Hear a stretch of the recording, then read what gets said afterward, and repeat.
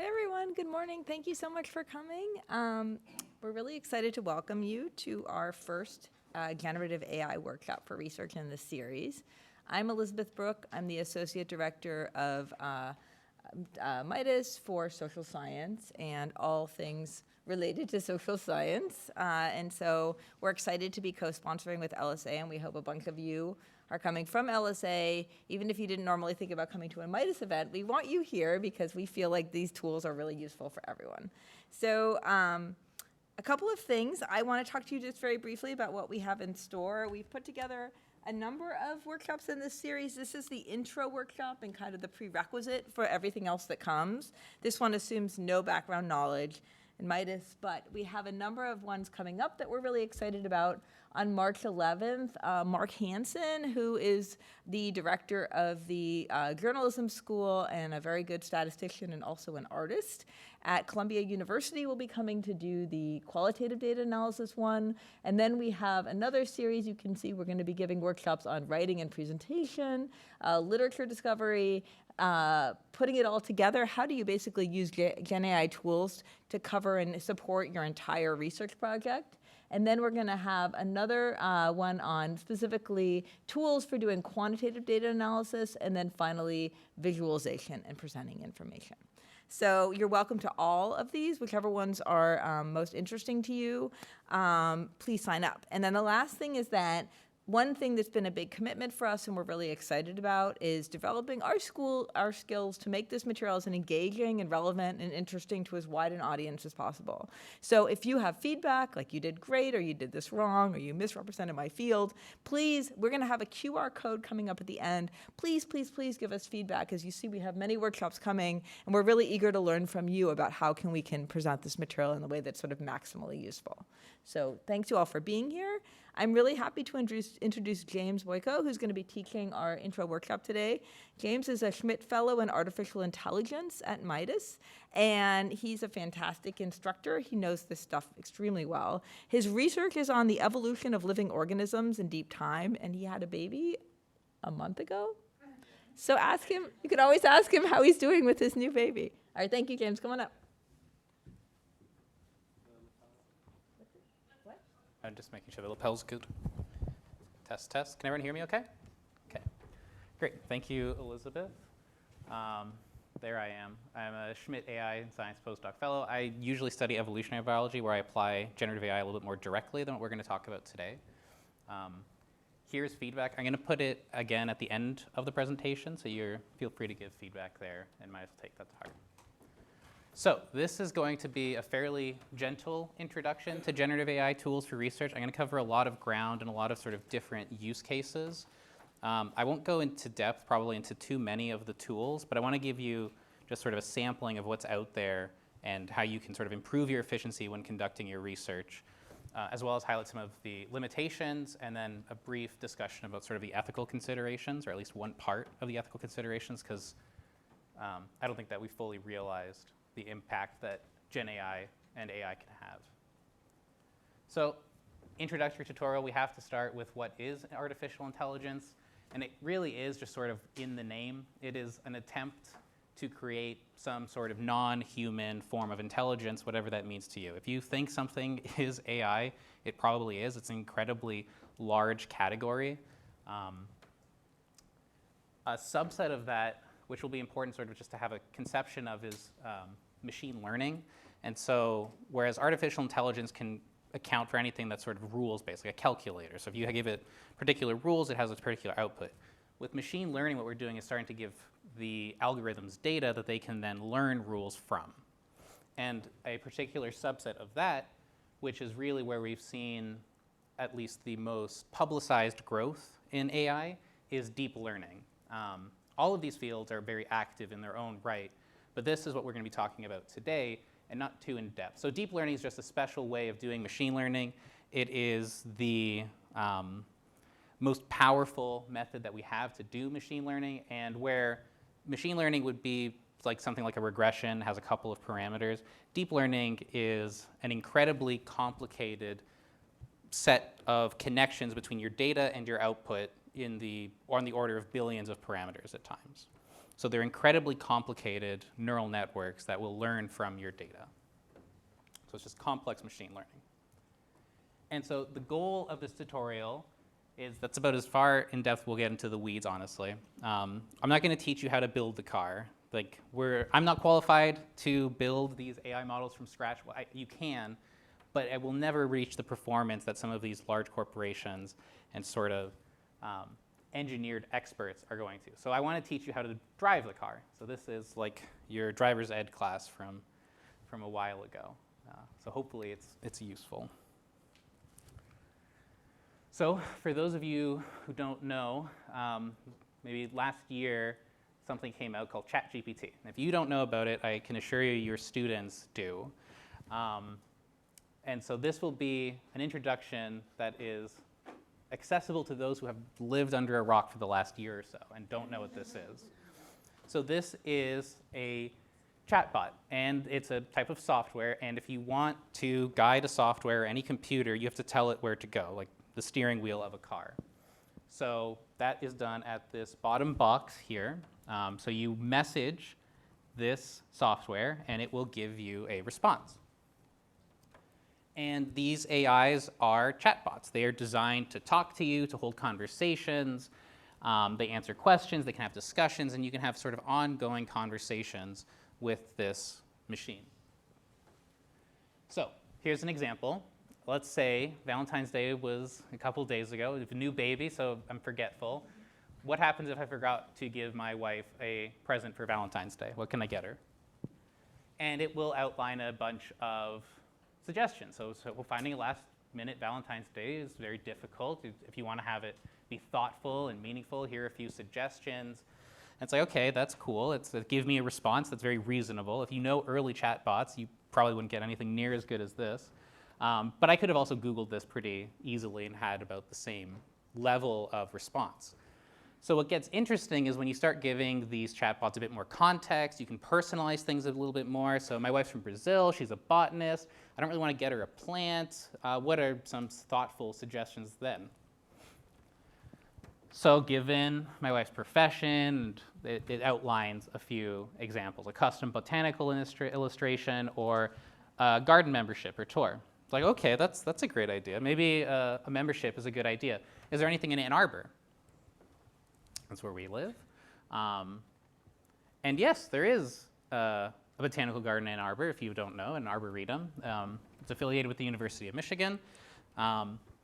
And I guess one thing, if you've heard about ChatGPT, is that you know that it has the ability to hallucinate, which just means that it will make up information.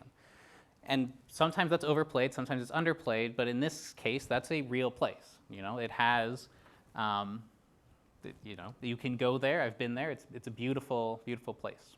So great, that'll work. So let's say my wife's already a member. What do I do then? So this is where you can start running into some of the limitations of these chatbots. So this is GPT 3.5 that I'm having this screenshot, and the last update was January 2022. Now some of these limitations are being overcome. There are constantly updates. This is just sort of an example of the fact that there exists limitations. And so it doesn't have information on the return policy. It can't access the internet, and its last update was 2022. So again, but what we're dealing with here is chatbots. So this is an older chatbot. It is not nearly as advanced. It doesn't hold as much of a human conversation. So what kind of music, all kinds, pretty diverse taste. Are you tone deaf? It's a weird response. Anything else? Haha, no, why? I didn't have anything else to say, actually. Okay, nice chatting with you, but I'm having so much fun beating you up. It's pretty nonsensical. It's not bad, mind you. It's from over 2 decades ago, but not as impressive as ChatGPT. And ChatGPT isn't the only model out there for doing these sort of conversational AIs. We have UMGPT, which is something that the University of Michigan IT services have put together that anyone affiliated with the University of Michigan has access to. We'll talk a little bit about data privacy a little bit later, and I'll outline what the IT services has said about UMGPT. There's Gemini, which yesterday, like last night, received a massive update along with some other updates, because this field is constantly changing. Even a presentation made 2 days ago is out of date. So we'll talk about Gemini a little bit. There's Bing AI, which I think uses GPT-4 under the hood. Perplexity, which is one of the first ones that I came across that had access to the internet. Mistral AI, which is an open source AI, for those of you who are interested. It's the weights and biases underneath the model that are open source, not the data though. And then there's assorted assistants that you can find on Hugging Face that are different things underneath the hood, but have sort of different settings that you can play around with. And I do like Hugging Face. They're trying to democratize good machine learning one commit at a time. It's a nice mission statement, and I think it's an important one, especially for academic researchers. So we're spoiled for choice. That's the point. But I want to highlight that although these all look different and they might perform different, they all have the same engine underneath them. And that engine, which I'm just going to briefly touch on so you have an idea of what's happening under the hood, is the large language model. So this underlies ChatGPT, Google Gemini, any of sort of the softwares that we're going to talk about as well when we get into sort of third-party integration of these tools. And to create an LLM, these are sort of the basic steps. You're going to collect a lot of text from books and websites, Wikipedia, blogs, everywhere. The more text, the better was sort of the strategy of these large corporations. Then they're going to learn from example. So the way that these work is the text is tokenized into numbers. It doesn't actually read the text, it just reads numbers. And then it associates words with one another. So if I were to say, it is a bright and sunny, the model would fill in the blank day, okay? And then you sort of continuously train it, and then there's human feedback that goes into it. So a human will be there, see the response, and say if it was good or bad. And that's how these things are trained over a lot of time. The other thing that they did, which was interesting, is it is a bright and sunny day, and then they would feed that in, and then they would ask the model to continue. So it sort of continuously is filling in the blanks, and that's what's happening with your chat. It is just learning these sort of word correlations and then building on that into longer sentences, paragraphs, however it is. Okay, and then you repeat this a bunch of times, and you end up with chatbots that are truly amazing. And these, when I say a lot of text, I mean a lot. So it's been estimated that it would take a human about 20,000 years to read everything that ChatGPT has read. So they have read everything, and more than we could ever do in several hundreds, thousands of lifetimes. Okay, so the differences in performance of these models has slightly to do with architectures, which we don't know because they often don't release the architectures. Different types of data that they've used to train them, which we don't know because they've never released their data, and then different ways of evaluating the performance. So although they seem different and their performance is going to vary, the same underlying architecture, the same underlying process went into it. Yeah? My question is, so if one of them is used more, it has a lot of learning going on, so it might have more answers in the field? So they don't actually learn continuously in the chats. So usually the weights are frozen when there's like a public release. They do use your data to learn eventually, but it's not an ongoing active process. But in theory, if the one that's used most will have maybe an advantage.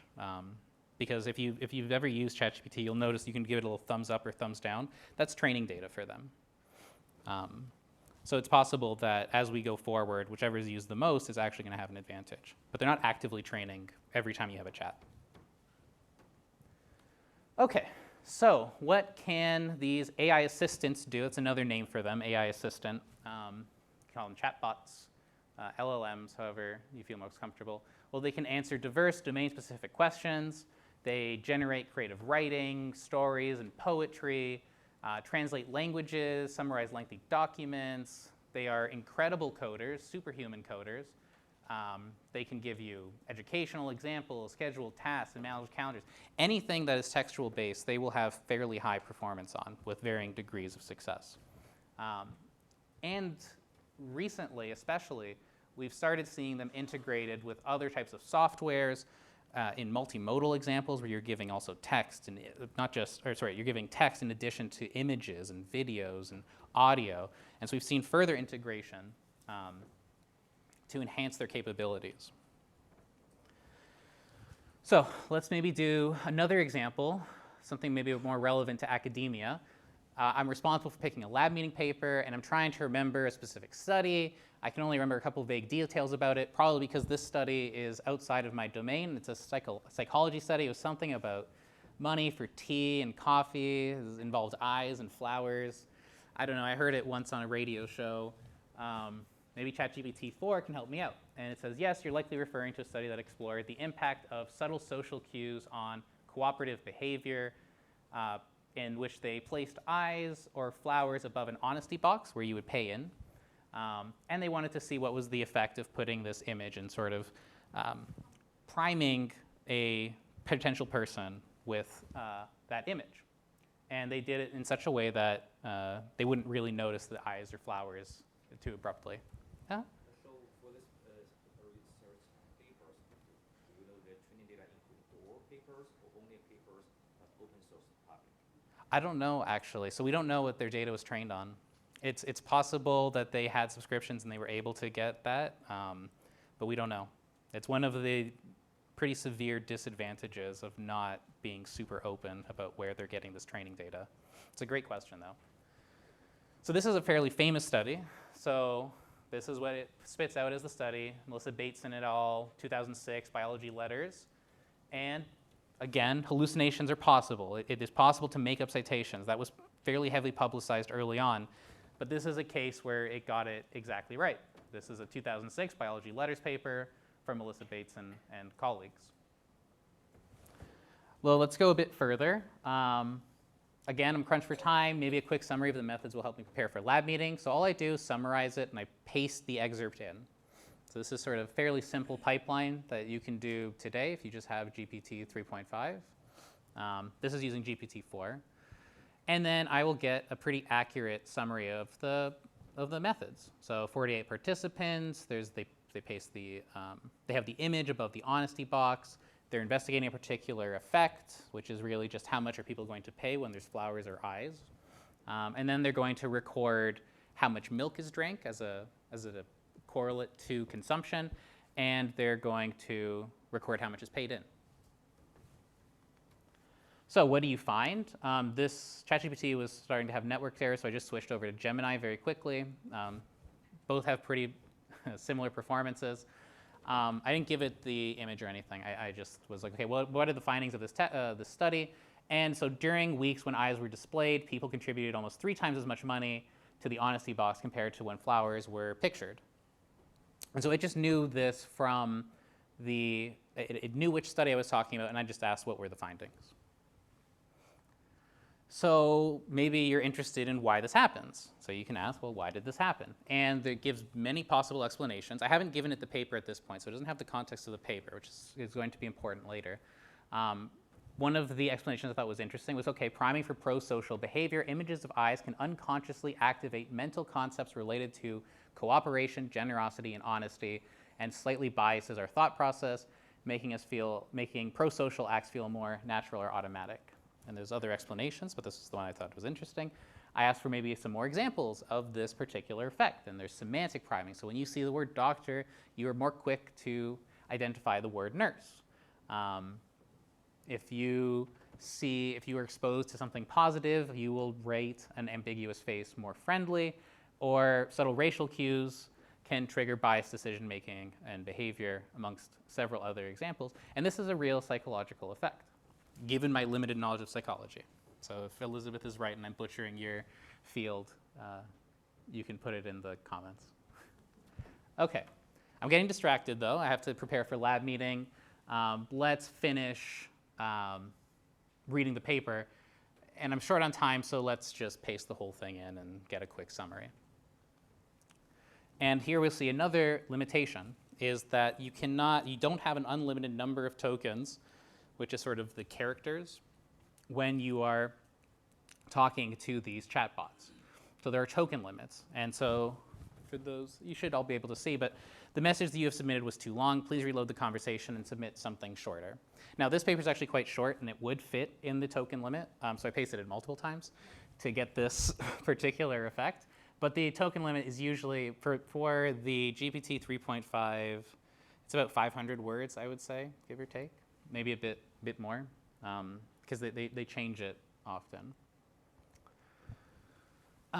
And what's really important to remember, and why asking it just what were the findings of this study wasn't the best practice, is that these chatbots work with the context you give them. They actually remember the conversation as you are having them.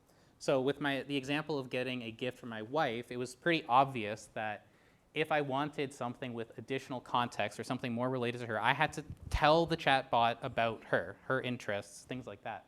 And then I got a more specific response. In the context of papers and domain research, you have to give it the context of your discipline. You have to give it the context of the paper. It doesn't have a perfect conception of the paper, and at the very least, you cannot know what its concept of that paper is. So it's very easy to sort of come into hallucinations that way. And you have to have domain knowledge enough that you can identify anything that's not. So you should not rely on the ability of these chatbots to perfectly recall the details of the work, even for the famous pieces of research. So how do we get around that, given that there's also character limitations? Well, this is where we're going to start talking about some third-party software. In particular, something that I've just sort of generally classified as document analysis.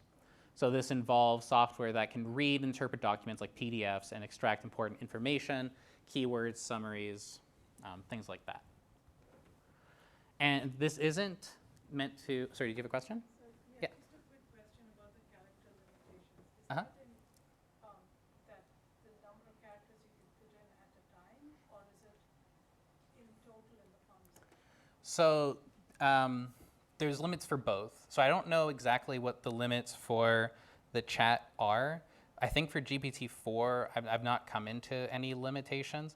The limitations for an entire chat, I think, is 32,000 tokens, which is, you know, maybe if you take the number of tokens and take it in half, that's a conservative estimate of the number of words. So it'd be about 16,000 words that I can remember for an entire chat and recall it with perfect accuracy, more or less. I don't remember what the chat limit is for just putting text in, but it does exist. And it differs for the free version, which is GPT 3.5 and GPT-4. So for document analysis, I want to highlight this isn't an exhaustive list. I'm just trying to give you some flavors of what's out there and what can be done. Yeah. In what way is ChatGPT-4 more powerful than ChatGPT 3.5? A lot. I think it's more heavily parameterized, so it has better performance in pretty much every task that you will give it. It's better at summarizing, it's better at understanding, it's better at creative writing, it's better at math. You can look up the benchmarks, but they've tested it and they can show pretty conclusively that it is an improvement. We don't know perfectly what went into that improvement because these are proprietary softwares, but it is improved in every way. There is no, maybe speed. 3.5 is better just because it's a simpler model, but in every other performance metric, GPT-4 blows it out of the water. And now Gemini Advanced comes along and is doing better than GPT-4. Okay. So one of the popular softwares that I've seen going around is Explain Paper, which is a pretty simple software. You upload a PDF. So here's the paper that we were discussing, the cues of being watched enhance cooperation in a real-world setting. You will highlight some particular excerpt of the text that you're interested in. You will select what level of explanation you would like. So you have anywhere between 5-year-old to expert or undergrad, high schooler, whatever you would like, and you'll get a response out. So here I chose the 5-year-old explanation. In this study, some people had to pay money for their drinks using a box. They put up pictures of eyes and flowers to see if it would make people pay more money. They found that when pictures had eyes, people paid more money. True. That is more or less what happened. So I made a quick pros and cons list about this software. It has a nice and convenient user interface. It's pretty sleek looking, I'll admit. It's free to use, the unupgraded version, and there's no more copying and pasting, which is a pretty nice thing for streamlining. Chatting with your document, which I'll explain in the next set of slides, is not a free feature. And there's no tools to understand figures, so there's that sort of multimodal, if I give it an image, how's it going to do? So as far as I know, Explain Paper doesn't have that capability. So here's another alternative. This is SciSpace, formerly Typeset. The website is still typeset.io. Same sort of deal. I upload the cues of being watched paper. I highlight a body of text, and I ask for an explanation, which appears in the right in that chat box over there. And you can see it's a chat box already. You can maybe get a sense of where this is going. It doesn't have that same difficulty slider. And the explanation is far more in depth. So it gives a summary that is about as long as the method section itself in this case. But it's the same kind of idea where it is going to maybe give it in a more digestible way. And it's reading the entire paper, so sometimes it will reach from outside of the methods to help explain the text. Because it has the context of the entire PDF, not just what you pasted in the chat box if you're doing the methods version. So I can also chat with it. So this is that feature that was premium in the Explained Paper website, and here it's free. So I say, was there a difference in payment based on the image used? So I just chat at the bottom. Always worried. Yeah, I just chat in this bottom right text box, and I say this. And the answer is yes, there was a difference. Participants paid nearly 3 times as much for their drinks when eyes were displayed rather than a control image. Great, and it has a lot more explanation than that, but the gist of it is there. This also allows you to analyze figures. So you can highlight a figure, or you can highlight some sort of mathematical equation, and it will break that down for you as well. So here it looks through the figure. This wasn't a great example, but it will look through a figure, look through a graph, and then describe it to you, as well as give you a figure caption and contextualize it within the entire paper. So it is a very interesting feature that I haven't seen many other places, especially with a free software. So again, there is so in the same way that Explain Paper had a premium version, we also have a premium version, standard and high quality here. And these premium features they can do all sorts of things. So it might unlock some additional thing that was behind a paywall, such as chatting with the PDF. It might allow you to use a higher quality model, so GPT 3.5 or GPT 3 with GPT 4. But these are all the same architecture, and many of them are using something called an API to access these models directly. So you're just sort of paying a middleman for features that are available in the direct OpenAI software, Google software, whatever it is. So ask yourself if it's really worth it. Are you just using that sort of software that might be worth it for you? For me, I have what the Brazilians call a scorpion in my pocket, which just means I'm not a fan of these premium features, and every time I go reach into my pocket to pull out my wallet and pay for one, the scorpion gives me a little nip. And it reminds me, it's like, don't be so quick. So the scorpion in my pocket is not usually happy with some of these premium features, especially for third-party softwares.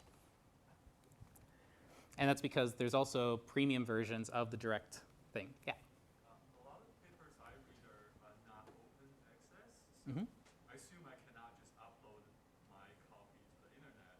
I'm wondering if I'm using these kind of third-party explainer paper tools. Mm-hmm. Is there any restrictions in terms of what? Nope. You can upload any PDF, and it will read it. I mean, in terms of the publisher, do they allow me to do that if I say Oh. the database where I download the paper? Yeah. Signing in? I'm not sure. You'd have to check with the publisher. Or the librarian. Or the librarian, yeah. The answer is sometimes yes and sometimes no. Yeah. I think University of Michigan also has some rights to our data. I don't know. It's, maybe ask forgiveness instead of permission, though. Unofficially, of course. Okay, so I've shown how we can more quickly summarize and ask questions about papers that we already know. What if we want to find papers that are similar to the ones that I'm reading already? Has AI improved that? So like literature reviews. And this is the search engines category. So tools to help you find papers, maybe can offer concise summaries, and that sort of thing. One of the most famous ones, and one that I think is excellent, it's free. It's a donation payment system, so you can donate if you'd like. I think it's a great program. This is Research Rabbit, and it has connections to Zotero if you want to use that. But the basic pipeline is that you add papers that you know. So here I've input the title, Cues of Being Watched Enhanced, and then I was like, oh, I probably shouldn't finish the title. Let's just see if it comes up with that paper. And yes, it does. So here's that paper. You add it to your collection.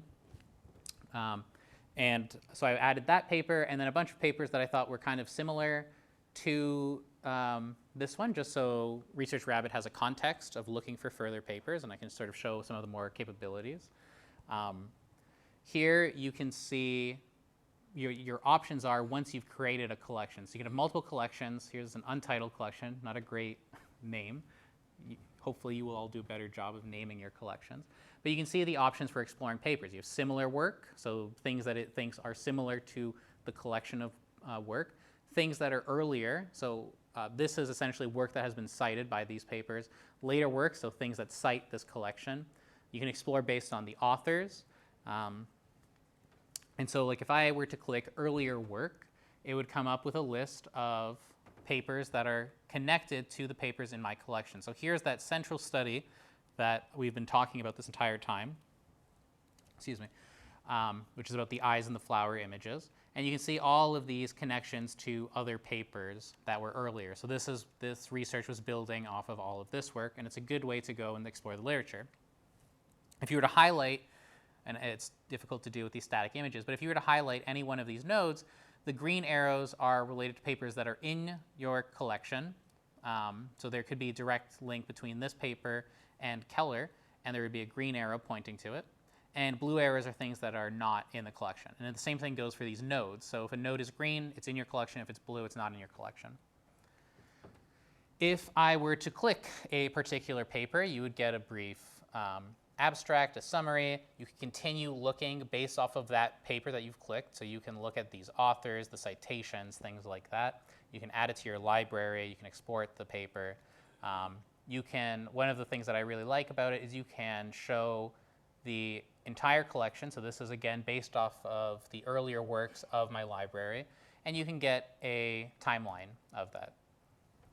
OK, so that's Research Rabbit, a nice way to explore papers. Highly recommend checking it out, especially if you use Zotero already, like I do. Another option is SciSpace, and we've met this before, but it also has a literature review mode, I guess. So the question I chose is, how does climate change impact biodiversity? And it gives you a summary of the top 5 papers that were related to your question. And one of the nice things about typeset versus maybe, say, searching this on Google Scholar is that you can do sort of a conversational style of query, right? If I were to search, how does climate change impact biodiversity on Google Scholar, I get a very different set of results, really, that are based off of the keywords and the titles themselves, whereas this is a question, answer, and then a summary of the papers. Although I question whether this is accurate, because polar environments do not have higher species richness than most, maybe more endemics, but always check the validity of your queries. But you get this nice summary. It has citations pointing to particular papers that are going to be over here. You get these different columns as well. So if you look, you have all of these papers listed out, but you also have these summarization columns. So one example is the summarized abstract. So the first paper talks about climate change, impacts water resources, biodiversity, water scarcity, affects species, habitats, and human populations. Great. You also have a ton of different options for which columns you would like to appear. So you can get a TLD, like a summary of the paper. You can find the results, the methods used, the limitations of the paper, what was contributed by that particular paper, all summarized automatically. Yeah?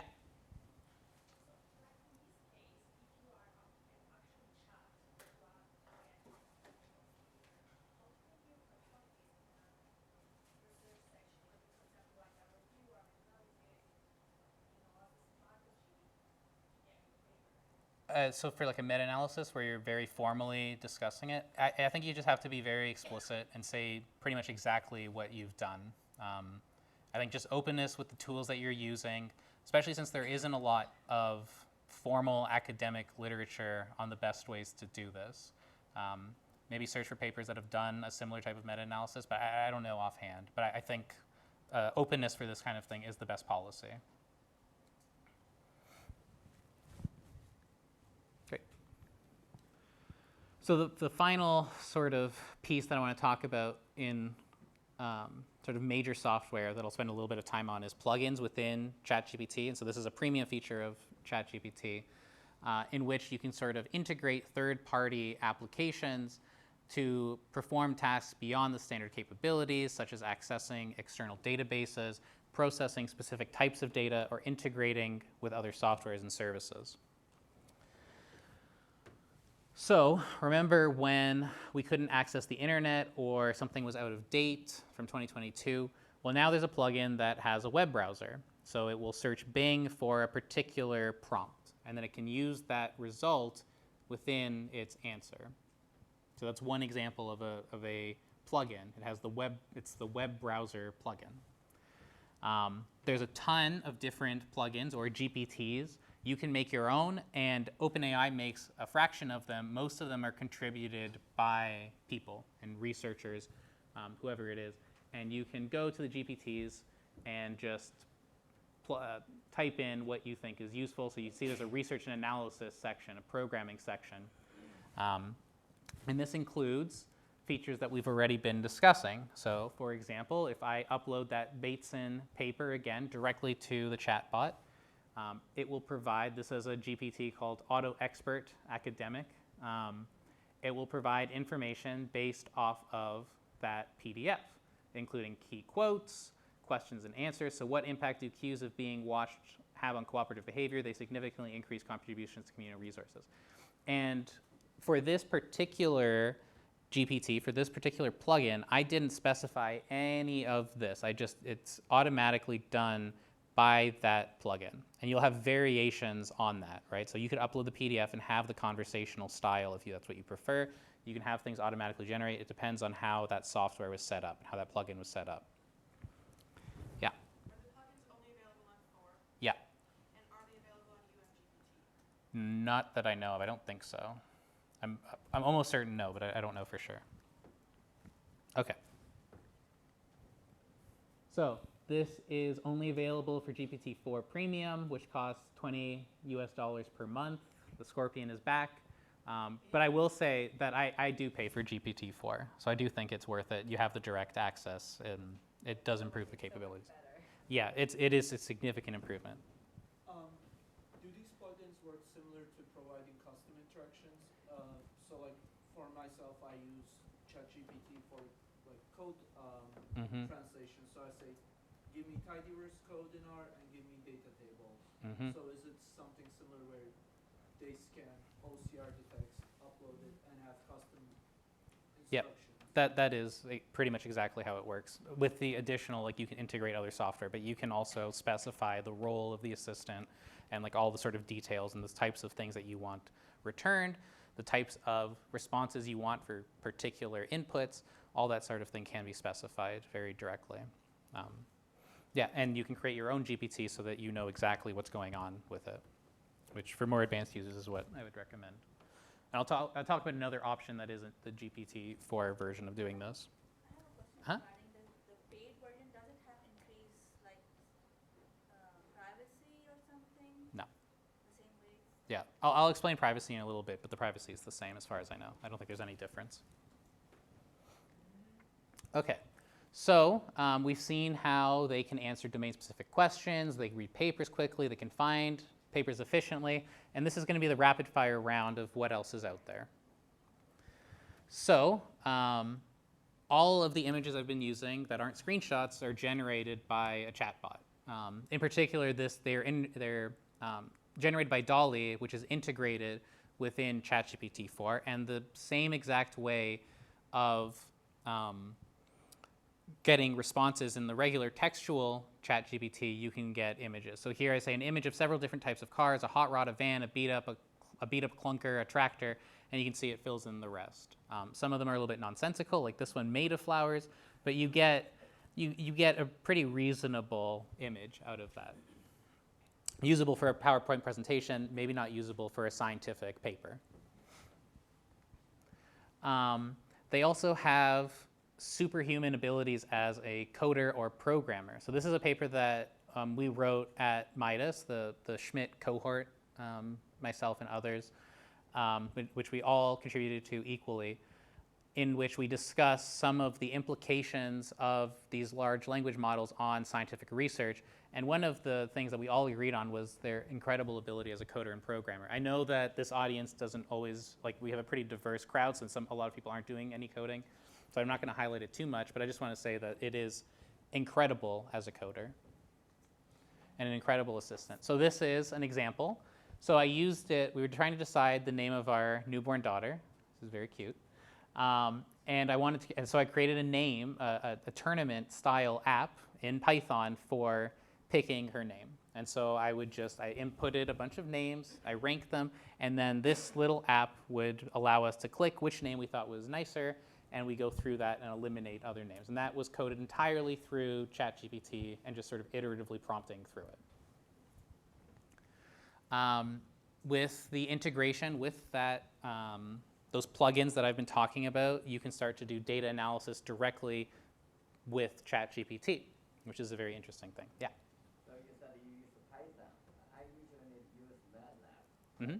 Does ChatGPT handle that? So I don't know about MATLAB. I don't use MATLAB, but I've used it Python and R. R is what I code in most of the time, and it's great for both of those. My guess is that it would also be great for MATLAB. Python is open source, but MATLAB is not. Yeah,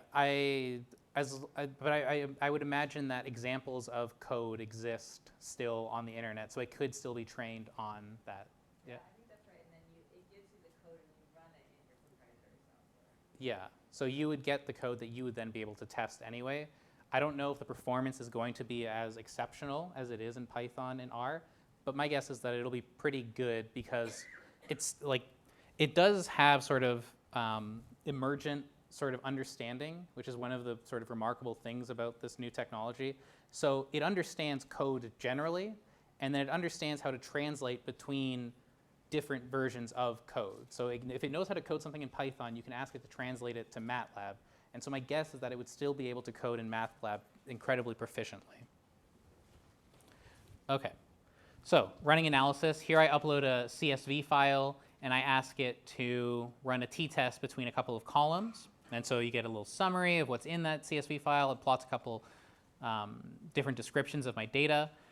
So yeah, this is me asking, here's a CSV, can you plot a histogram for each column and run a t-test to see if they're different? And this is the output. So here are the different figures, and it continues below. I've cut that off. And if you let it do its statistical analysis, I had to further specify which columns I wanted because I uploaded the wrong CSV originally, but it knew that. So I get my t-statistic, my t-statistic and my p-value. And if you were to do this in a statistical software where I'm directly controlling what it's doing, you can see the t-statistic negative 1.478, negative 1.478, the p-value 2.526, 0.2524, so some rounding error, but it did do the analysis as I instructed. So the pretty simple example. I do a lot of my own stats, so it's a bit weird to trust it to a chatbot. So I haven't extensively tested this, but this was just a little proof of concept, and I'm sure we'll get into this in further tutorials within MIDAS. Yeah, perfect. Mm-hmm. So these are LLMs trained on large data on the internet. So we would expect it to know how to do a t-test. There's millions of introstats students asking it on the internet, but would it perform similarly in a, say, advanced thing? We have hierarchical Bayesian models, and there's probably 2 questions about it on stack, well, not that, but very specific thing, 2 questions on Stack Exchange. Will it perform similarly? Yeah, so I don't know, I doubt the analysis will perform similarly, but with you prompting it, I think you can actually get really good performance with ChatGPT as sort of a code assistant on complex statistical questions. But it does rely a lot more on your knowledge, right? You have to sort of guide it through the thinking, and it will guide you to things that you weren't considering that it knows are sort of related to it.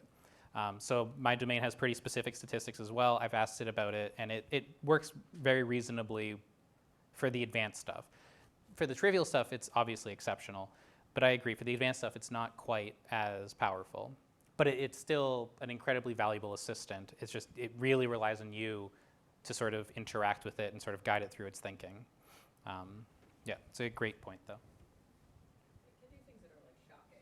Like I have a colleague who uploaded a paper and was like, "Do you see any errors in this paper?" And it identified errors in the analysis just by looking at the paper. Yep, totally. Yeah, there's a question here. I had a couple of questions, and maybe if I'm getting ahead, just tell me. Sure. So you told us about a lot of things they can do. You haven't mentioned drawing. Can I ask it to draw, I don't know, a genealogy or a graph or something that shows relationships between different things? So some of the work I do is on manuscripts, and we have to try to draw a relationship between the different manuscripts, which is often like a genealogy. Yeah. Do things like that? Depends how you mean. So if you're asking it to do sort of data analysis and sort of you have a software in mind that will generate that genealogy or that network, then in theory, yes, I've not tried it. For using like DALL-E or that image generation, that stable diffusion style model, I wouldn't trust it to generate a figure of that quality. Yeah, it can generate images, but it's, I think, better for like abstract, maybe conceptual diagrams is about as far as I would go for using it in like an academic sense. You said you were going to talk about security, so maybe Yeah. rather put this question off, but I was going to ask, does it track us? Yeah, so it does, and I'll explain that a little bit. How am I doing on time? This ends at 12, right? Yeah. Okay, great. Can I ask just a quick question about your images? Sure. Which I love. Yeah. That you're using DALL-E, is Mhm. that behind paywall? Yeah, so that's in the GPT-4. But I think if you go on Hugging Face, the website I mentioned earlier, there are free image generation, text-to-image style softwares. Michigan has access to Adobe, and there's a program, Firefly, that can also generate images that you already have access to through Michigan. Okay. So if you're affiliated with UM, you have access to that. Okay, thank you. Mhm. I think we've been working on documents, manuscripts, written material. If you can come over to me and talk to me because we are having a qualitative one, and that can inform some of the instruction or workshop that we do for that. I have one more very quick question. Sure. So maybe I missed this, maybe you said it. So do we still can't put in a whole article and say, summarize this or whatever? We still have to highlight, is that right, or did I miss? So if it's the free version, you would have to paste it. If you have GPT-4, then you can use some of those plugins that will analyze the entire article, and depending on the structure of that plugin, you can have the conversation, you can just sort of extract information from it as you would like. There's a ton of software out there, each with sort of its own sort of unique flavors. Yeah, it seems like an incredibly powerful tool for meta-analysis, but I haven't seen it done in a formal sense yet. Something that I'm interested in as well. Mm-hmm. Just curious, going back to the one that summarize the text. Do they provide the same summary every time? No. Well, so it depends. If That's my question, is like, yeah. you're going to get the same results every time if you want to summarize them.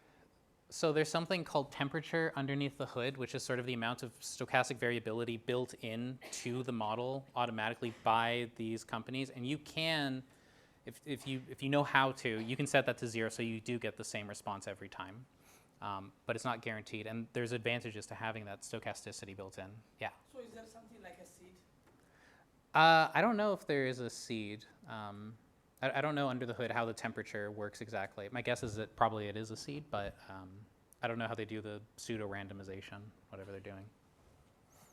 Mm-hmm. Sorry, I just missed it when you were talking about Michigan has Adobe, which has access to what software? Adobe Firefly is the program. Yeah. It's a very cool one. I had been using it a lot more before I had GPT-4, before I was using GPT-4. It is really cool. Like making the graphs and stuff, it has to be like, can you publish them basically, or just the presentation? Like that's the. So, I mean, if you're using the analysis tool, they should be publishable figures as long as you you know, how, depending on how much, trust you have in the analysis itself. I think if I were going to use ChatGPT for my analysis and make publishable figures, I would probably ask it for the code to generate the figures and then publish that, or help it guide me in creating the figure in code. I probably wouldn't take it. Problem. Like, up till now, they are not allowing to have like GPT Yeah. things to be published. Yeah. So I will say, like this, these images are different than like the ones generated by DALL-E, right? These are images that are coming from like a statistical software data analysis type of thing, right? So it's actually running like HIST in Python to create these images. Whereas some of the previous images I had been talking about, these were Stable Diffusion generated images based off a text prompt. So one uses data that I'm giving it and is like actually going through a statistical software to generate it. This is like generating the images as we've seen done for, you know, the deepfake stuff and all that. So to answer your question, not publishable for like graphs and stuff. Maybe publishable as a figure conceptual thing if you cite it. Arguably, you could publish this figure out of the box, but I think the coding version is better. If you have the code, you can just Yeah, I think that's better. And so you can, I don't think you can see it, but there is right here. So this little box, if you click that, it will show you the code that it ran to generate the analysis. It's probably Python or something, right? yeah, usually Python, but I think you can specify. I don't know about the analysis. This defaults to Python, but you can, when you're doing code, obviously you can specify what language you prefer. But it's good for the overview. Yeah, You have the data. You totally. just want to look Yeah, totally. Yeah. Yeah, so this is all stuff we covered. Okay, couple more rapid fire things. This is stuff that I've not really explored, but when we were discussing this presentation, it was brought up as a good thing to highlight. So this is Otter AI. So if you have a Zoom meeting, it will automatically create transcripts, summary, action items, and just sort of go through that automatically. So that's one example. You can also, confusingly, this is called Fireflies. Firefly is what the Adobe software is. Fireflies does the same thing, automating your meeting notes. I've not tried either of these softwares. I don't have a recommendation, but this sort of thing is out there. It's also possible for you to build that yourself if you really wanted to. Like, So is this integrated with like Zoom or? yes, I think so. But my guess is that Zoom will at some point like buy one of these softwares and then integrate it. I know Slack has its own AI that came out a couple of days ago, Slack AI, that will automatically do this sort of thing. So I imagine that these softwares will more and more likely get integrated directly with the thing that they're sort of relying on. So this sort of thing relies on Zoom a lot. Yeah. Cool. Speaking of buying, so can you talk a little bit about what Microsoft did with Copilot and ChatGPT? So they bought all the OpenAI stuff, and that has GPT-4 and DALL-E built into Bing. Yeah, so I don't know exactly. Oh, sure. Yeah, so the question is, can I speak on Microsoft's strategy essentially of buying GPT and incorporating it into Bing? So I'm not entirely sure how it works. I know that GPT-4 underlies Bing, so they're probably licensing the technology is my guess, and that they're sort of doing that, but they're not developing any of the algorithms themselves. Whereas a company like Google has DeepMind, which is constantly trying to push state-of-the-art technologies. So I don't really know if Microsoft is getting into their own AI or if they're planning to buy OpenAI outright at some point. But I think it's still a standalone company at the moment. Gotcha. I just didn't know, like, because you can use it for free, and like, why would I buy GPT for Sure. $20? I'm just curious of what the difference. Yeah, so so GPT is an example that I've used a little bit more that has GPT-4, but I can promise you the performance is very different between GPT-4 from and GPT-4 from OpenAI. So I don't know if they have censored the original model itself, or they've like frozen some of the weights or changed some of the weights in the underlying model, but the performance isn't always the same. Maybe for Microsoft it's different and they have access to the full model. But the performance isn't always the same, even though the models are labeled as the same. And they are constantly updating these models as well. I think they often offer free trials, so my advice would be just to go test the performance. Thank you. It's like just an add-on to what you said. I tried it both. So from what my understanding is, with Microsoft AI, you cannot directly put in custom interactions Okay. in the free version, whereas in GPT and GPT-4 you can, and UMGPT you cannot. So if you're asking a code example and you specifically want R, you cannot do it with I see. UMGPT or Microsoft AI. You can do it with ChatGPT-4, but Microsoft AI has Okay. Excel, Word, etc. plugins. Cool. So for the audience, for the recording, I guess, the audience member pointed out that you can have custom instructions with the GPT from OpenAI, but not necessarily with the other licensed software. Okay. So last piece that I will touch on, I think, is this sort of arms race that's going on within detecting AI, hiding that it's AI, that sort of thing. This isn't a particularly state-of-the-art version. This was sort of the first one that I came across. I just want to highlight that you can paste AI-generated content and make it humanized, such that AI detectors, which this also can detect if it's an AI or not, will think that it is human-generated. And so this is a sort of continuing arms race that you're going to see. If you're a teacher relying on this technology, just know that there is a counter to that. And with, I'll also mention this here, with Gemini, which is Google's version, its creative writing is far and away better than GPT-4, I think. I've seen the performance. It is remarkable. And if you were to paste the creative writing from Gemini into an AI detector, it is more likely to find it as human than generated from ChatGPT. So it is getting better at sort of writing creatively, just so you're aware. Last thing I'll touch on sort of briefly, because I know like a lot of us are researchers in this room, and some of the software I've talked about probably hasn't scratched the itch that you particularly need, because we often need custom software, and maybe you have an idea for a particular use of these large language models that isn't satisfied with the software that's out there. So I want to just talk about quickly how you can sort of code and automate the use of the model within Python itself. I'm just going to talk about Python for this example.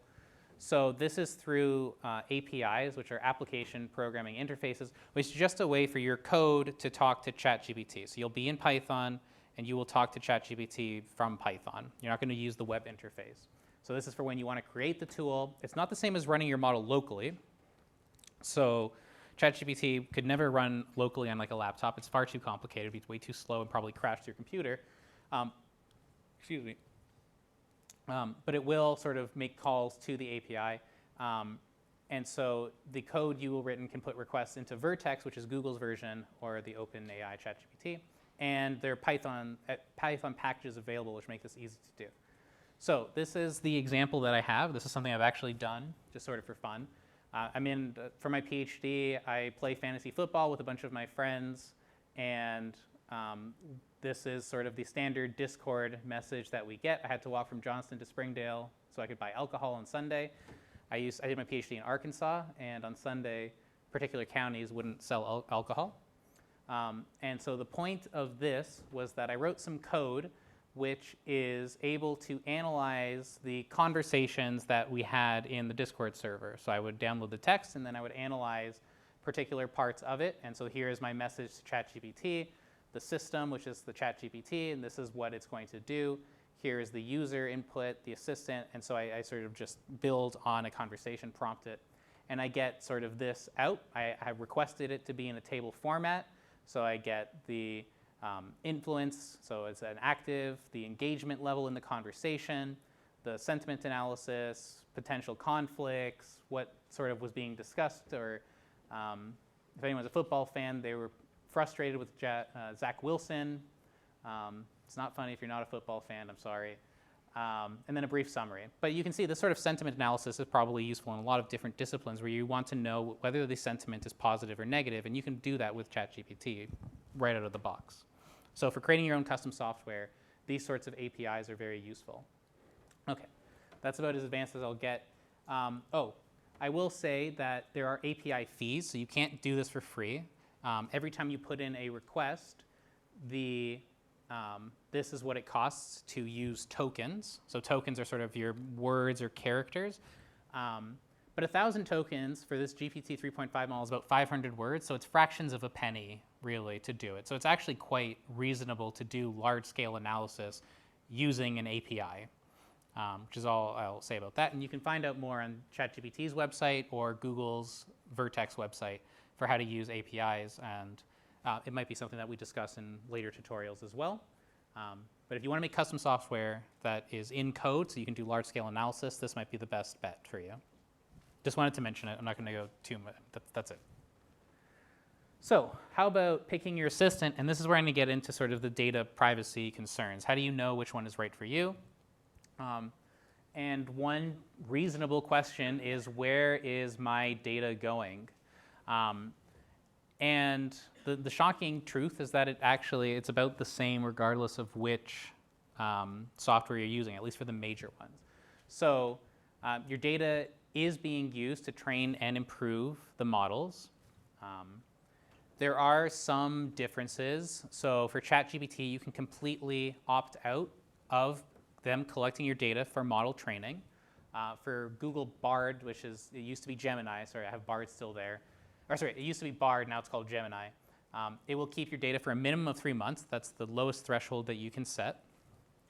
UMGPT has this statement where their goal is to limit the information we collect to what we need to support your use of the IT services, AI services. So it's a little bit ambiguous, but in theory, we would have the most trust in the University of Michigan to keep our data protected, unless otherwise specified. Although there was recent news that maybe undermines that. I won't talk about it because I'm at Michigan. But as of today, as far as I could tell in looking at the privacy policies of each of these major players, so Gemini and ChatGPT, none of them are selling or licensing your personal information. They're just using it internally.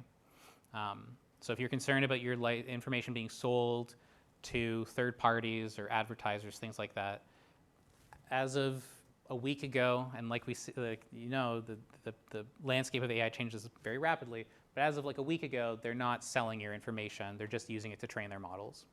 And you are able to opt out of data sharing. So here's an example from ChatGPT. This is chat history and training. So even though these things could be separated, you can keep your chat history without training the model. They put them together. So if you want to keep a chat history and know all the conversations you've had, you will have to delete them to opt out of training. So that's a little workaround probably of their opt-out policy, because it is very useful to keep these chats and refer back to them when you have them and they're ongoing. Okay, so my 2 cents is that there's no obvious choice, unfortunately. I would recommend using the trials when you have sort of a project in mind, seeing the performance. It is going to vary depending on what you're trying to do.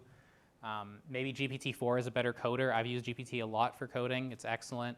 Creative writing, if that's what you're trying to do, Gemini might be the better choice, but it's really up to you to go out and test. If you value open source, you can try to figure out how to use Mistral, but it is a lot more difficult. I think Hugging Face is probably your best bet to go and use that chatbot. And remember, the data is never really open source. So even though it's open, it's like open source.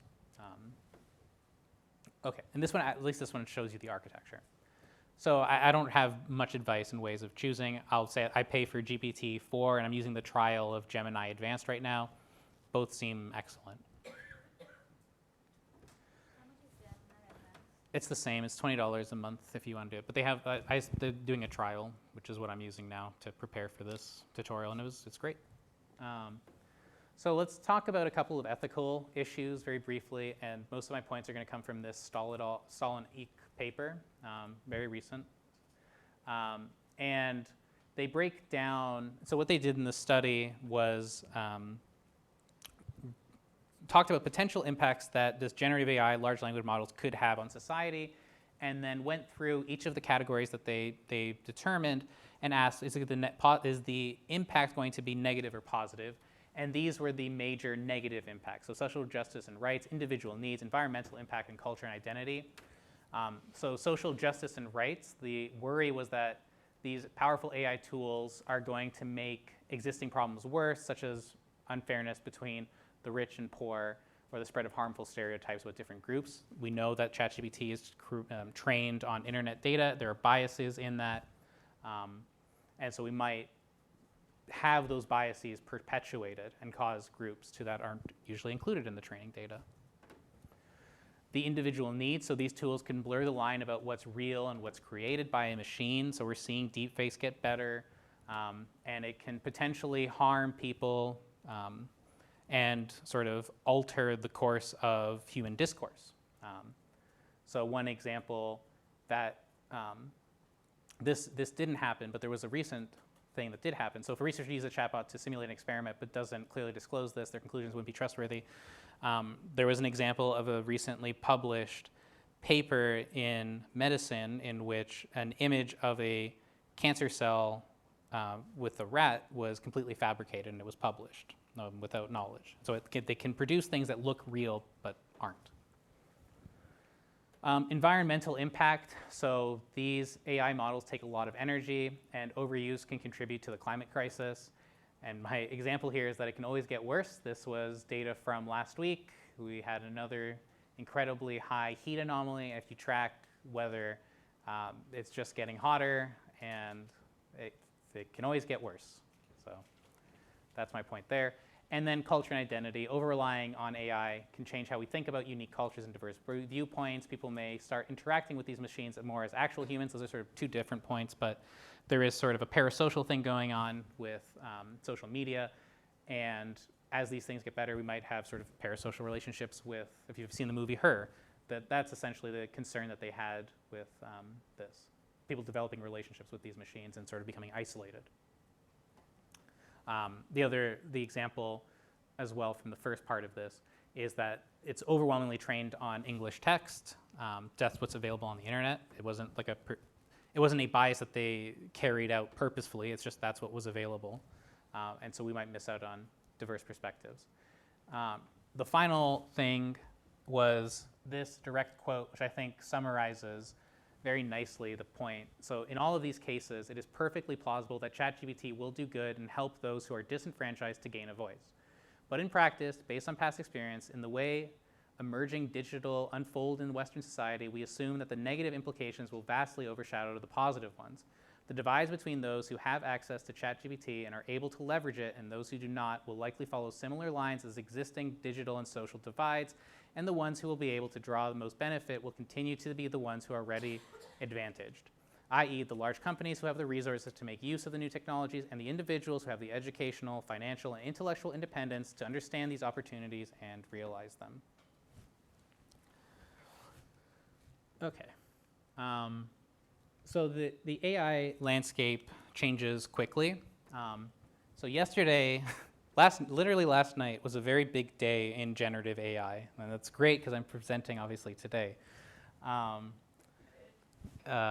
so I'm going to talk about two major developments. There was also development from Meta, which is the Facebook AI company. So OpenAI, this is a static image for this is really the worst choice.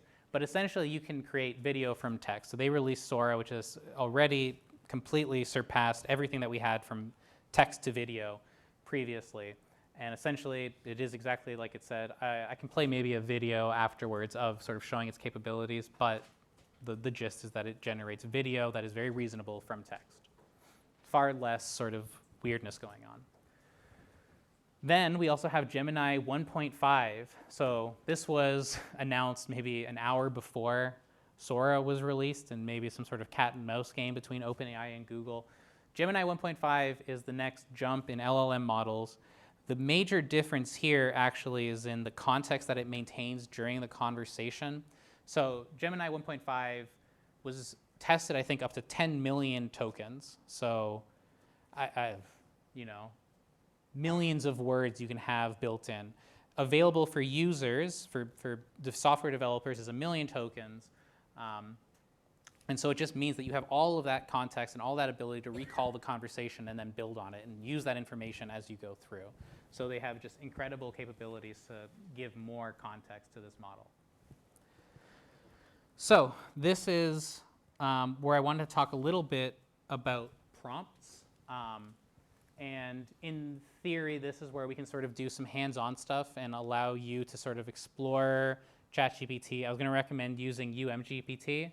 And then the handouts can come out now. And the handouts are just summaries of the prompt engineering that I'd like to just sort of guide you through in the last part of this talk. This will take maybe 15, 20 minutes, and it's just sort of best practices when it comes to prompting, which as these handouts are being passed out, I will explain what prompting is.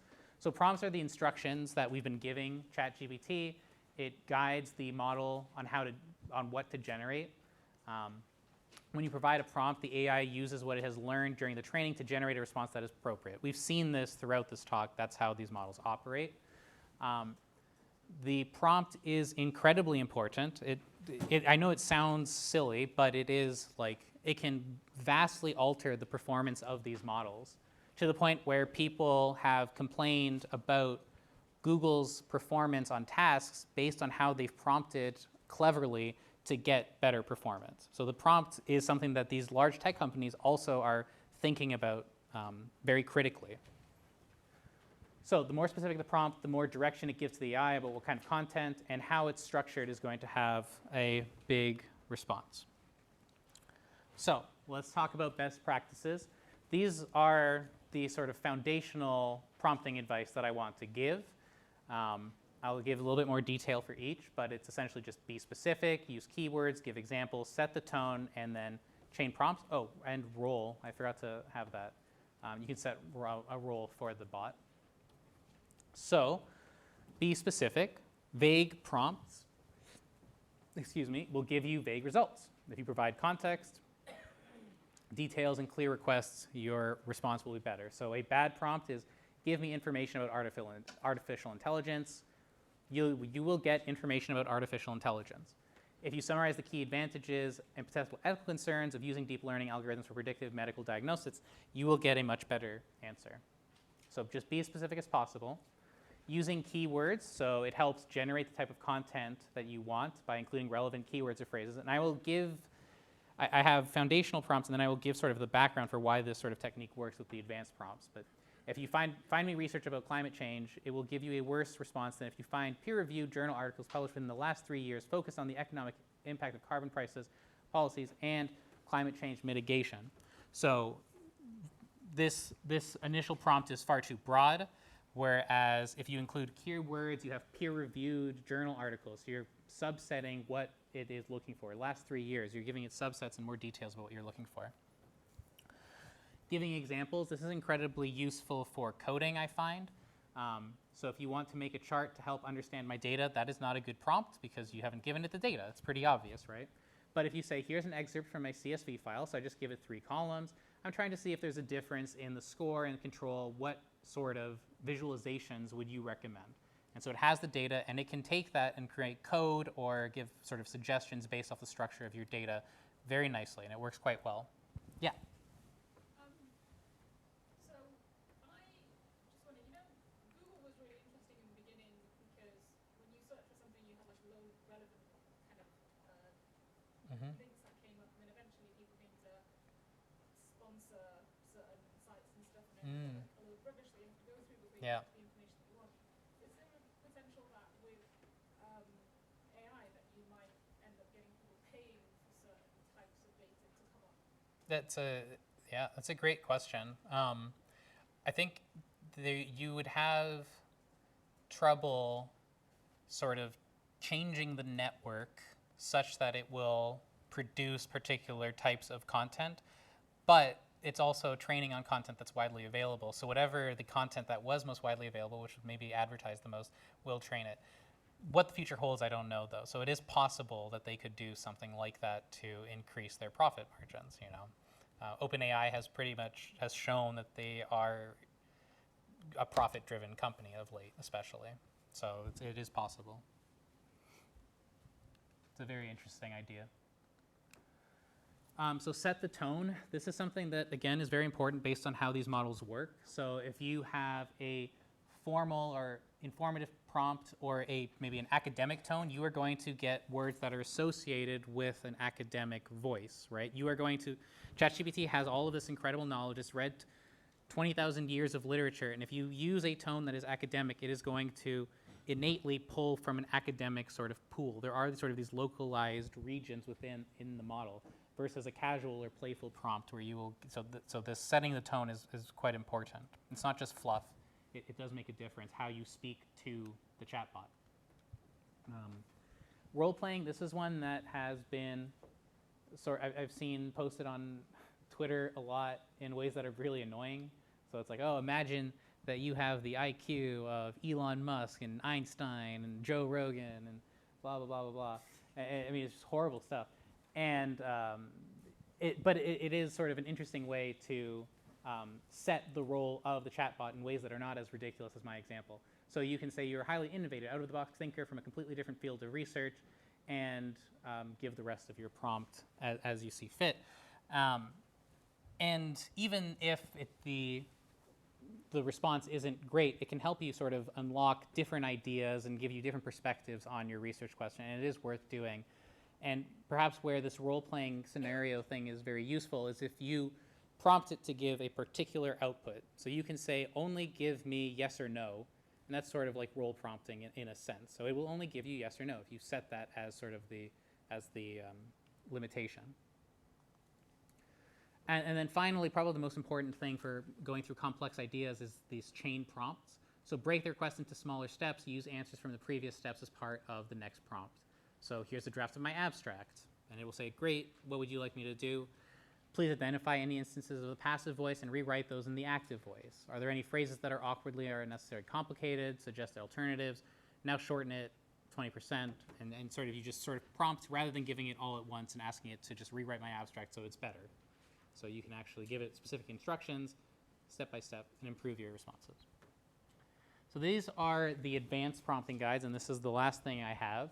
And this is based off of research that is coming out and has shown improvements in how you get better results. So the chain of thought prompting is essentially chain prompting, so a series of intermediate reasoning steps to improve the ability of LLMs to perform complex reasoning.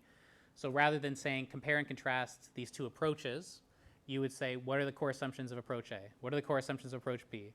How do they differ? What are the implications of these differences? And so you break it down such that you think it through a complicated problem rather than just saying, what are the differences? Generated knowledge. So this is something, again, that we've seen this in some of the previous things, sort of an implicit thing, but when you, the basic premise here is you prime the language of the model, and it's sort of similar to that academic tone type of idea, except that now you are specifically pulling a section of its knowledge. So summarize the primary advantages of using qualitative research methods. That is the stage at which you are telling the model, start thinking about qualitative research methods. And then your follow-up prompt would be, is a qualitative approach suitable for investigating my research topic? So you've primed it to think about qualitative methods. Your response about how that applies to your research method will be better than if you had just asked it outright. You've generated knowledge for it to pull on because it holds that in its context. It has that in its memory already from the conversation. So it does improve performance. And so the emergent of this sort of stepwise approach is this infused question, which is summarize the primary advantages using the qualitative research method based on this qualitative approach. Is it suitable for my question? So self-refined prompting, this is another thing that you sort of will naturally, as you play with ChatGPT, find. So generate an initial output and then just use it to provide feedback on its own result. So you can say, for example, summarize my experimental findings. You describe them or you paste your draft. Now write a draft of my discussion section connecting these findings to establish theory, cite relevant existing literature. This is probably pushing it, honestly, with what it's capable of, but for the purposes of example, it's okay. You would get that, you would have some output, and then your next prompt would be analyze the draft you just wrote, do the connections between my findings and existing research seem well supported, identify areas where citations might be wrong, or the argument can be strengthened. And that is directly operating on what it produced, right? You're not giving it anything else that it had produced. And then you would iteratively do that refining it further and further and further. 2 more examples. Least to most prompting. This is another version of that thought chain prompting, but the structure differs in that you will start with the simplest problem first and then build up into more complex problems. But otherwise, it's essentially the same as chain of thought prompting. I'll leave it at that. And then maieutic prompting. So this is, again, something that you might naturally do anyway, but has been shown to improve it, in which you are going to ask for multiple explanations and branching possibilities, so a tree of explanations, and then ask it to assess the validity of each of those. So based on my research question and the surprising result, you describe it, suggest possible explanations for why the experiment did not go as expected. So that would be your sort of standard approach to the prompt. If you chose this prompting approach, you would say, based on this result, propose at least 2 fundamentally different explanations, even if one seems less likely. So you would ask it to propose 2 alternatives, and you would say, it's okay if one is not as likely as the other, just propose them. And then you would ask it for an explanation of, you would ask it for more detail about explanation A, more detail about explanation B, perhaps a last prompt about how they compare and contrast, and so you can sort of work with it to go through complex reasoning in that way. So my philosophy for using ChatGPT, and this is the end of the presentation, is just to treat it pragmatically. It is intense that it has read 20,000 years worth of literature. You see a lot about how the general AI is right around the corner, and we're going to have Terminator anytime now. It still needed 20,000 years of literature to even approximate a human level intelligence, right? We do it with far, far less background information. It seems scary, but it's not quite there yet. Who knows how far it's going to go? We see strides every day being made, but for the moment, you don't have to fear it. Just treat it sort of pragmatically. Treat it as an assistant. It is like a new version of Google. It doesn't replace your writing. It doesn't replace your reading. It doesn't replace your analysis. No summary of a paper is going to be good as if you read it in depth. It can be helpful to know whether it's worth reading in depth, but it's not going to replace that in any way, in the same way that its writing can sometimes not be nearly as good as what a human will write, especially someone with expertise. And it doesn't replace analysis. This might be because of trust issues with the bot, but it's also because of domain knowledge. But it does supplement them. So this is something, I would have ChatGPT open in another window, and as I'm going through my research, it helps you go through, and it can show you techniques that you had no idea existed, because we all have limitations, and one of the things that it's great at is pointing you in directions that are quite interesting. And so when guided well and used thoughtfully, it is probably one of the most powerful tools available since the Google search, in my opinion. And it can completely transform how you conduct your research and make it much more efficient.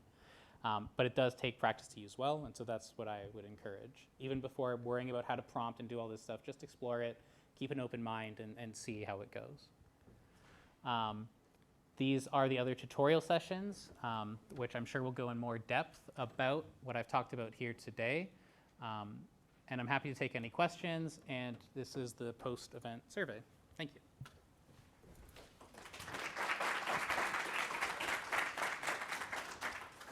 Mm-hmm. Thanks. This was really useful. Thank you. I'm brand new to all of this. Great. But I know you told us not to be afraid of it, but I am a little bit. Just because in that last, I think it's the maieutic prompting. Uh-huh. The prompt you gave us an example of was like suggest, 2 fundamentally different explanations, like even if one seems less likely.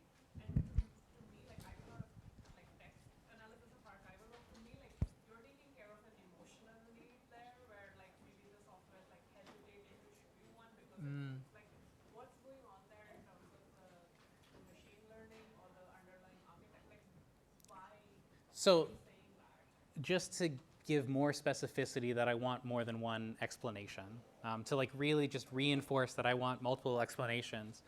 Why would it not give you 2 unlikely ones anyway? Like, the prompt here is very sort of Sure. comforting. Like, even Yeah. if one is like slightly, like I want to see it anyway. Yeah. So like, what would You'd have to put it in and see, honestly. I don't know offhand like what the difference would be. But every piece of the prompt can give a completely different answer based on the tone and how you do it.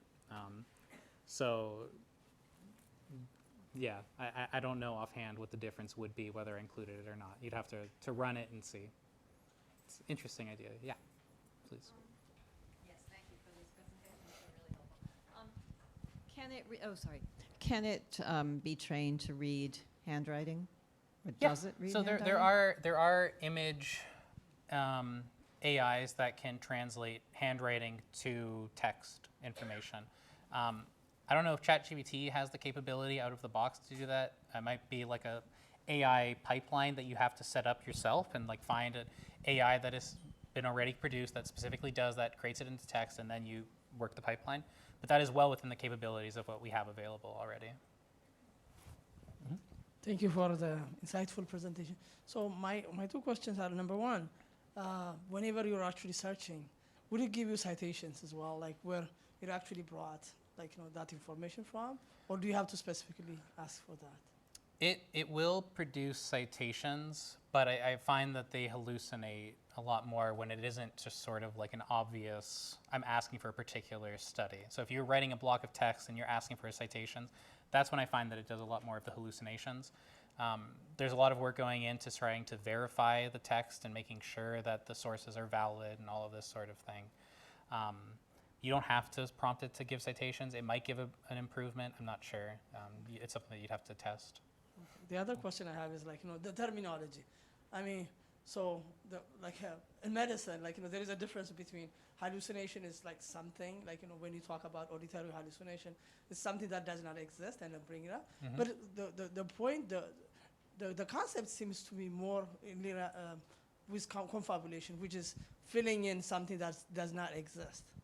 If that makes sense, confabulation is a terminology, so I'm not No, that honestly might be a more refined view of it, honestly. Yeah, I think that is sort of what's happening. It is just because it's automatic, it's generating, it's something that does not exist. Exactly, yeah. It's just, it has to fill something in, and that's what it does. Yeah. Yeah, Is it possible to show us a video from text? yeah, sure. So the question is if I can show a video from text. Can I jump on YouTube?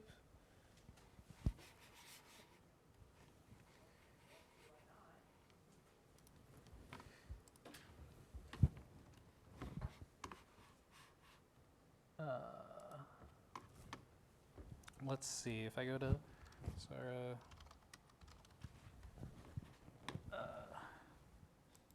Ken, do you know if their website has example? Okay, so this is one example already. So this is what I took. This was a request for paper airplanes that are flocking like birds. There's 10 more examples if I remember correctly.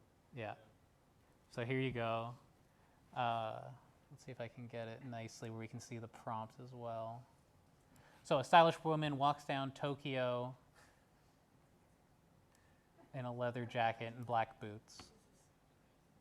It is very crazy. Several woolly mammoths approaching, treading through a snowy meadow. Their long fur blows lightly.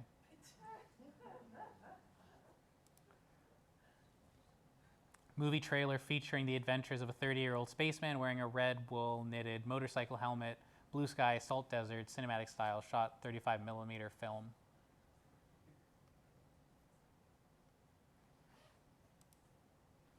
Yeah, this happened yesterday. This is perfect timing. Drone view of waves crashing against rugged cliffs. A little bit more than that. Animated scene featuring a close-up shot of a fluffy monster kneeling behind a red candle, melting red candle. 3D realistic style, focused on texture and lighting. This is cool. I didn't see this one. Rendered papercraft coral reef. That's really pretty.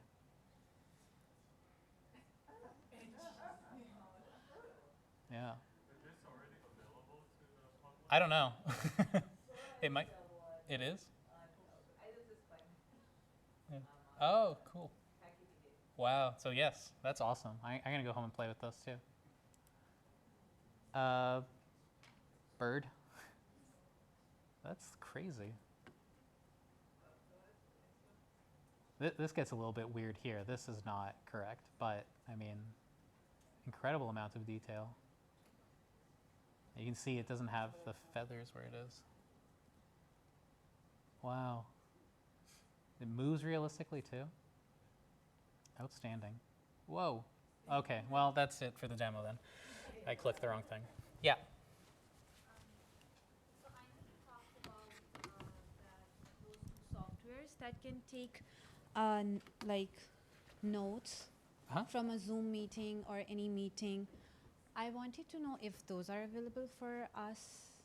Yeah, those are available to use. I've never used them, but you can sign up, and I think there's a free trial that you can test it out on.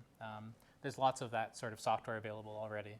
So do we sign up through the Zoom or? No, you would go Directly to from the their website. I Okay. think these slides will be made available, so you can directly look at it. Firefly is so you have Firefly and Fireflies if you Okay. want to look into it, which is convenient. Sure, thank you. Thank you.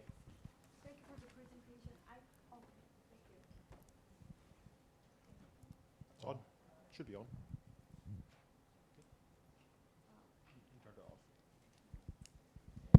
Okay, so I think that the researchers who using the sensitive data or the human-related data or some information very nervous about this, the how to using the ChatGPT, and there's so much in a bunch of tools. So I wondered, is there any guidance or regulation from the University of Michigan? So what kind of thing we should use? Because my question is, this any tools we're going to learn and observe our information that we produce.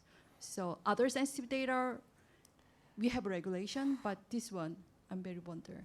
My guess, I would not put sensitive data into ChatGPT. Yeah, Elizabeth? This is a big topic right now at U of M or HIPAA, and I think Oh. that there are Thanks again, sorry about that. Yeah, this is a topic that's coming up a lot now from a lot of different sides, and I think it's something that there will be solutions. And guidance, I just don't think that guidance is available yet. But there is work sort of in the AI field with specific privacy concerns in mind, such that you cannot trace things back based on a database to a particular person, which might begin to start satisfying some of these concerns. So there's active work in the area. But like Elizabeth said, I don't know of any guidelines either. Thank you for the presentation. You mentioned throughout the presentation you use ChatGPT as a coding assistant, like a modern rubber duck, if you well. But my question is, have you seen any more advanced plugins or features for like code review? Like I use it to comment on code, translate Python code to R, or like explanations. But I've seen frequently like it has a simple mistake, and sometimes debugging the ChatGPT answer takes even more time, or like with more recent packages, it doesn't actually give you the right answer. Yeah, Ken, go for it. We're actually in the middle of writing a GitHub Copilot and other tools guide that will be available through the MIDAS website in the near future. So to answer your question, there are generative AI tools out there that can help you further with writing code directly within your IDE. So as you're writing code in your standard software development software, it will actually suggest what you do next, and you can write comments saying what you would like to do, and it'll suggest where you go next. So we're writing a guide of how to best make use of that. So please check out the MIDAS website in the next week or two, and you'll hopefully see our guide there at that point. Yeah, MIDAS website has a ton of great resources. I should have had a slide with just the website as further resources to look at. Ton of great stuff. MIDAS, the website, yeah. Yeah, sorry.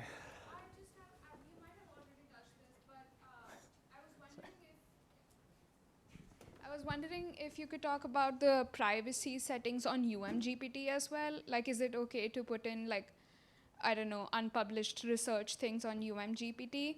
And the other thing was, are those plugins available for UMGPT or not? Because you said that it uses ChatGPT 4. Yeah, I don't think the plugins are available for UMGPT.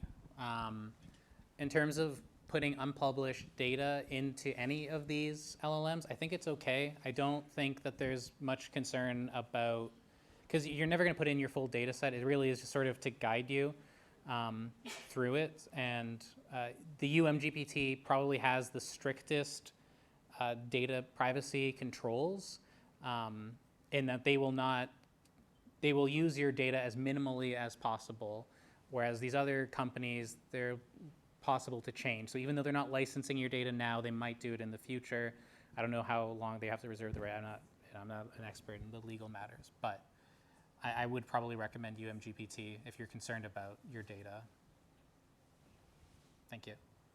But can you turn off that feature of ChatGPT before? Yeah, so you can't, so that's a great point. Sorry, I'll repeat. Can't you turn off that feature? And Yeah. Then, yeah. As Elizabeth's pointing out, you can opt out of it using it for training. It's more just like in case they change their policies, and you never know, they might still have like some loophole, and that they're, well, we mean we'll keep it for a day, and you know what we do with it in that interim.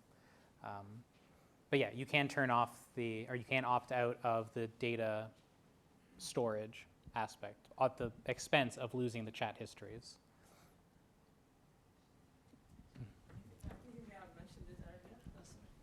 I was looking for a tool that while doing presentations, it actually takes me a lot of time for like conceptual diagrams. So what would be a good tool, like, you know, from what you've worked on?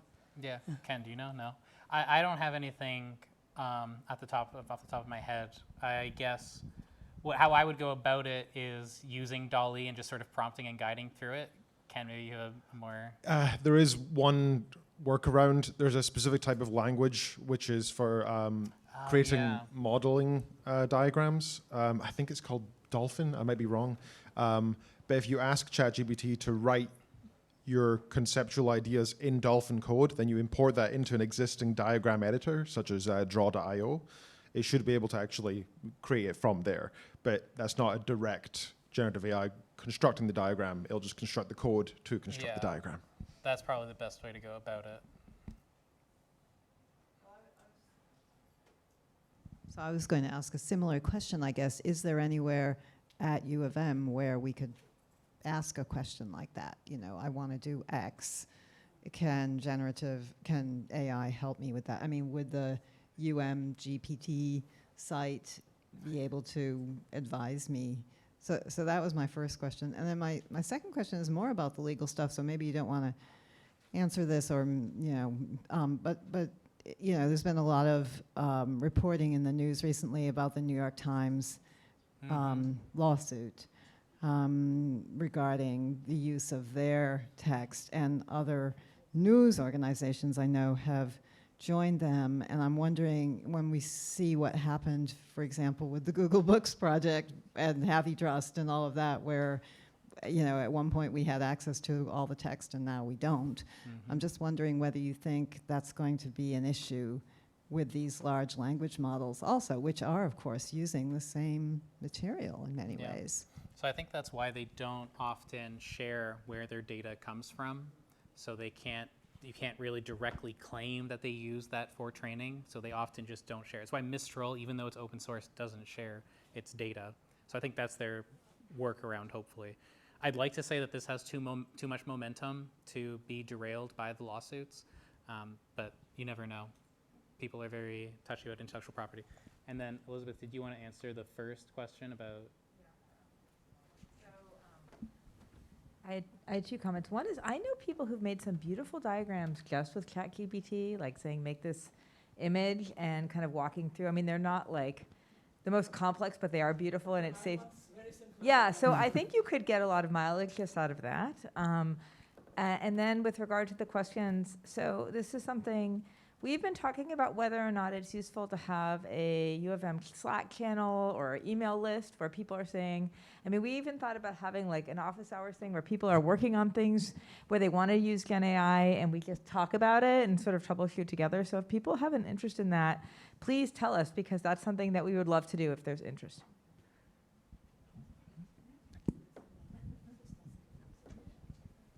Thank you. This is a bit just a general question, but when it comes to the performance of these LLM models,